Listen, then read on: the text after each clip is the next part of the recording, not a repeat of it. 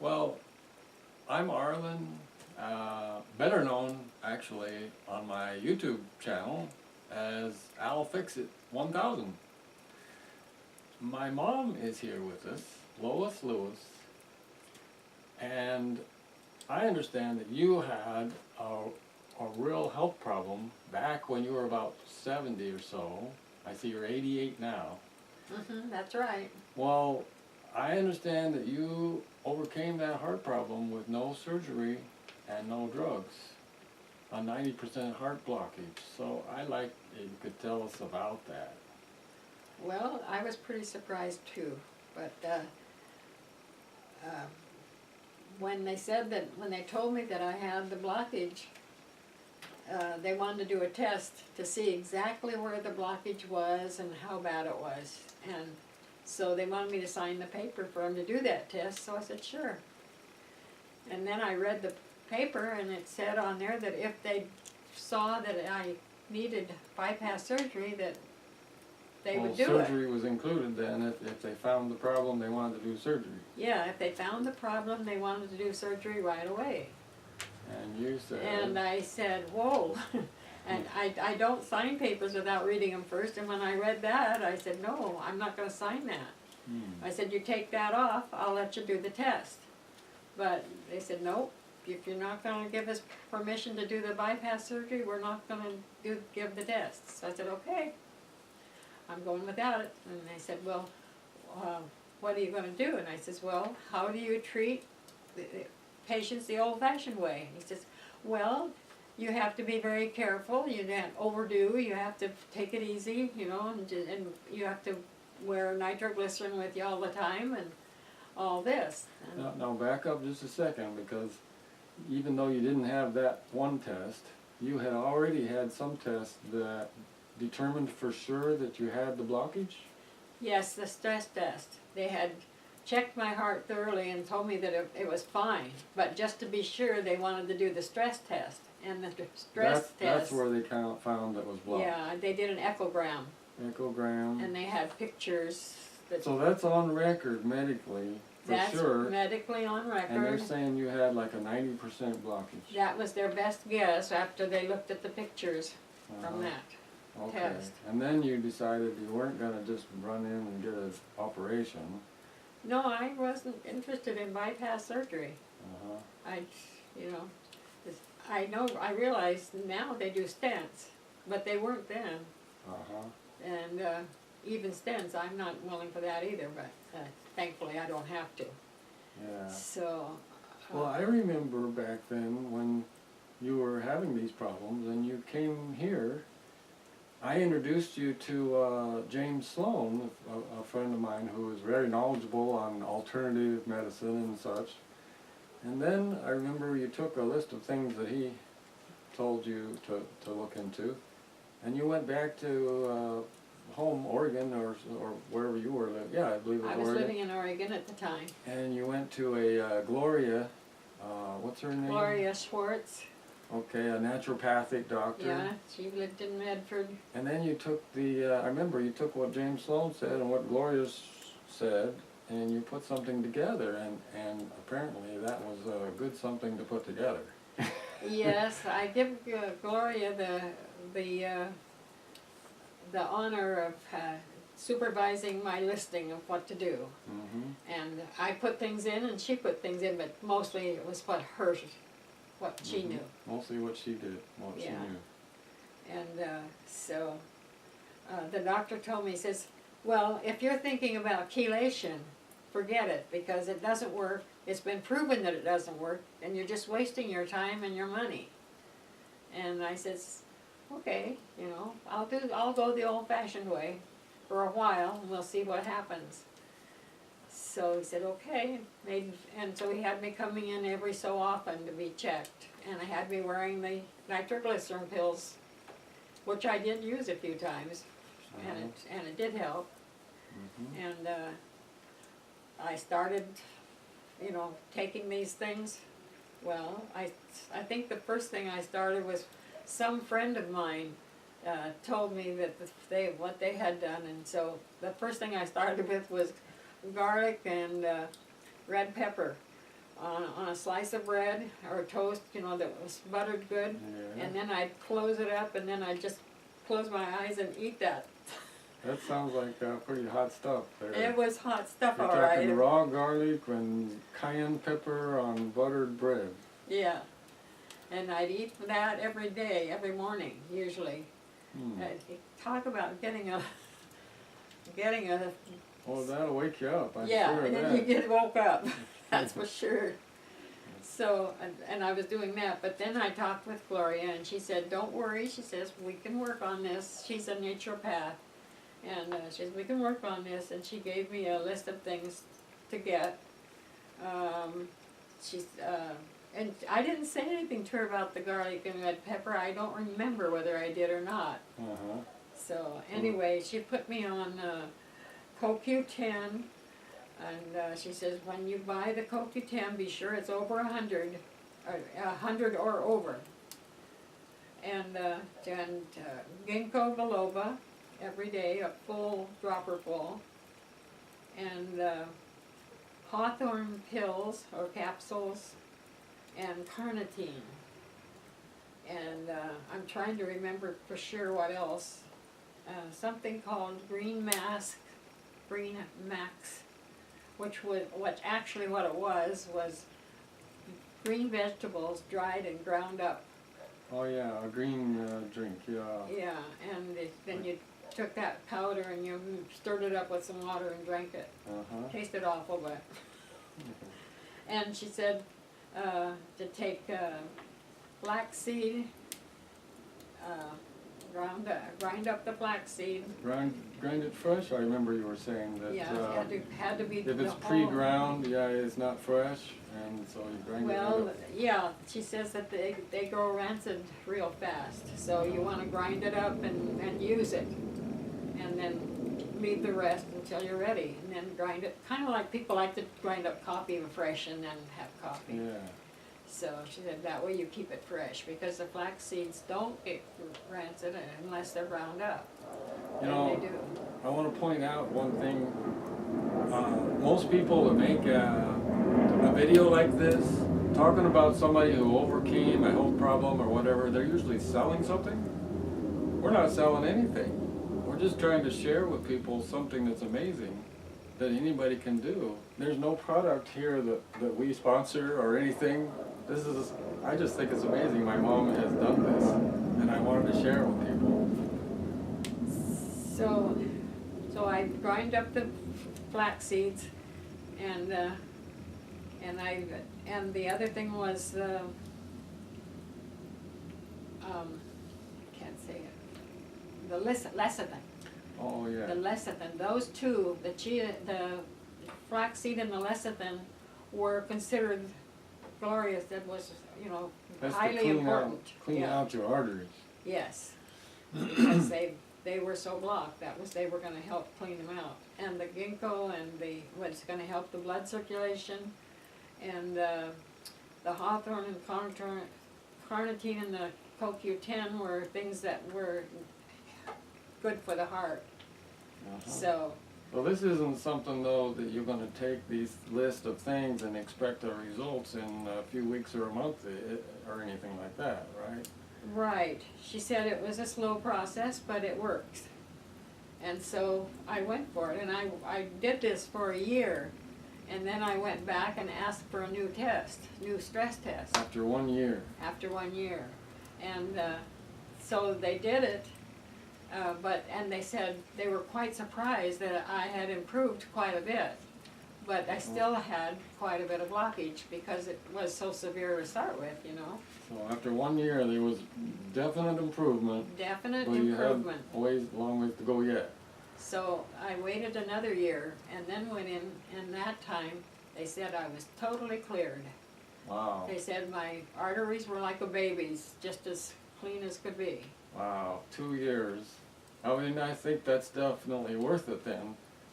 I mean, I don't know, a lot of people won't change their diet even if they're dying. But Yeah. I think if you're willing to change your diet and do some of these things for 2 years to go from 90% blockage to clean as a baby's arteries, this is really amazing. and of course I wasn't needing the nitroglycerin anymore at all. So, and he told me, he says, you don't need a cardiologist anymore. You don't need the nitroglycerin anymore. You're free. He says, I won't be seeing you anymore. You're doing great. And he Wow. said, whatever it is you're doing, keep doing it because it works for you. But he never asked what it was I was doing. He kind of like didn't really want to know because it doesn't fit modern medicine or the typical doctor Yeah, thing, does it? I think so. And then since then, I've noticed when I'm reading reports and things, they call it chelation, but they call it natural chelation. The regular chelation, they give you shots, and they cost $100 a shot, and they clear your body of all the metals and everything. You know, they don't just work on clearing the blockage out; they clear everything out of your body that doesn't belong. But it is expensive. And It's expensive, and you didn't go that route. I didn't go that route at all. You went just an oral chelation therapy by using these things that Gloria Yeah, now told you they about. call that oral chelation, and it's simple and it's cheap, and it works.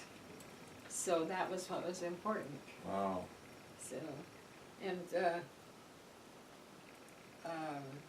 then later I found that chia seeds worked better than the flaxseed because you don't have to grind them up and they don't go get rancid.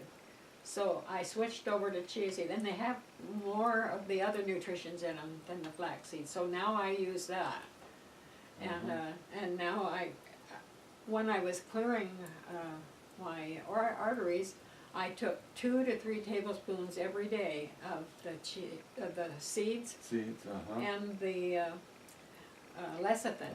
Those were the two main things.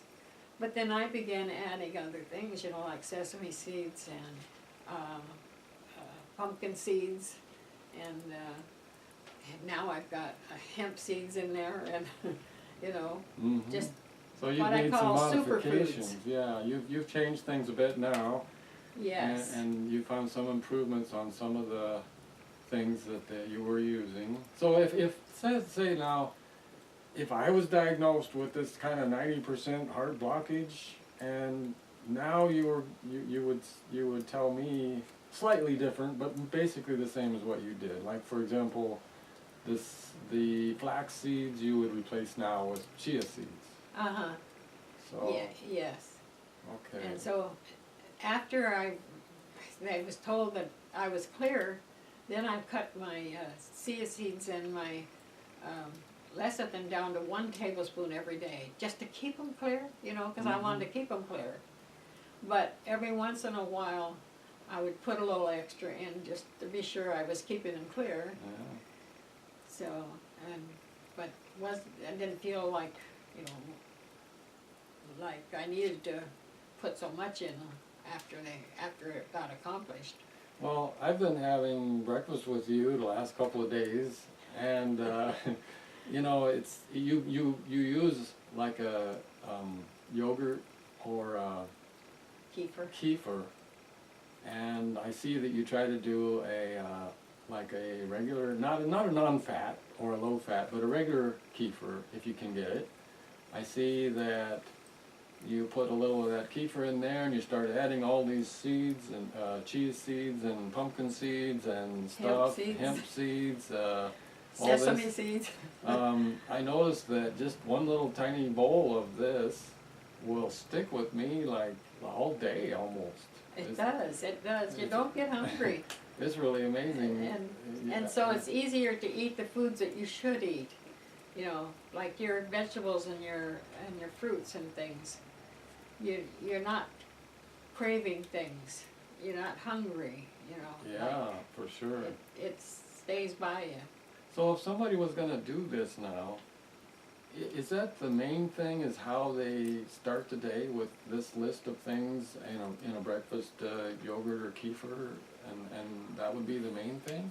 Well, I suppose nobody told me really that I needed to do it at a certain time of the day or anything, but I'm older and I get forgetful, and sometimes I would fix it all up and set it there, and the phone would ring and I'd go answer the phone and I'd forget to come back and eat it. So because I'm forgetful, I just made it a habit for me to do that first. That's what I do in the morning, every morning when I get up. To make sure you get it done. Yeah, I take those, the hawthorn and the CoQ10 and the carnitine and the ginkgo biloba. I still do the ginkgo. I just do the CoQ10 and the hawthorn and carnitine off and on for a little while, just to be sure that I'm keeping everything okay. I noticed this morning we had a breakfast and we threw some goji berries in it. Yes. That was kind of fun and tasty.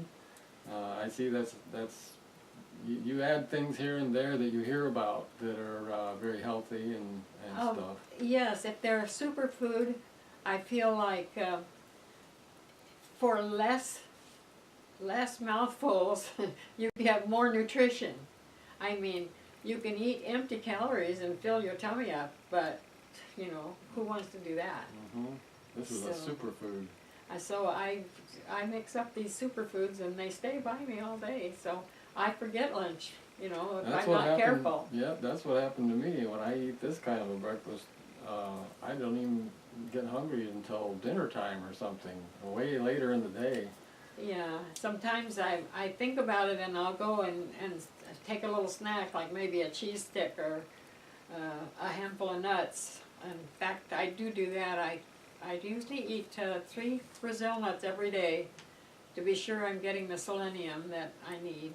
So Brazil nuts have the selenium. Yeah, the Brazil nuts have selenium and everybody needs it, and most people are short on it. So I read that.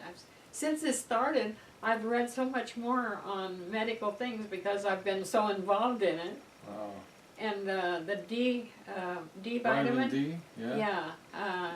Gloria told me to take the D3 and 5,000 milligrams. She says, don't mess around with the 1,000 and 2,000. Just take 5,000. Yeah, I noticed, since you said that, I looked at my vitamin D3 I got at the Trader Joe's, I think, and it's not nearly packed like that. I have to take like 4 or 5 of them to get that kind of, what you're talking about. So, just to take vitamin D is one thing, but if you get enough to do you some good like that, you got to look at it and take enough of it. Yes. And so everything, has come out roses. All right.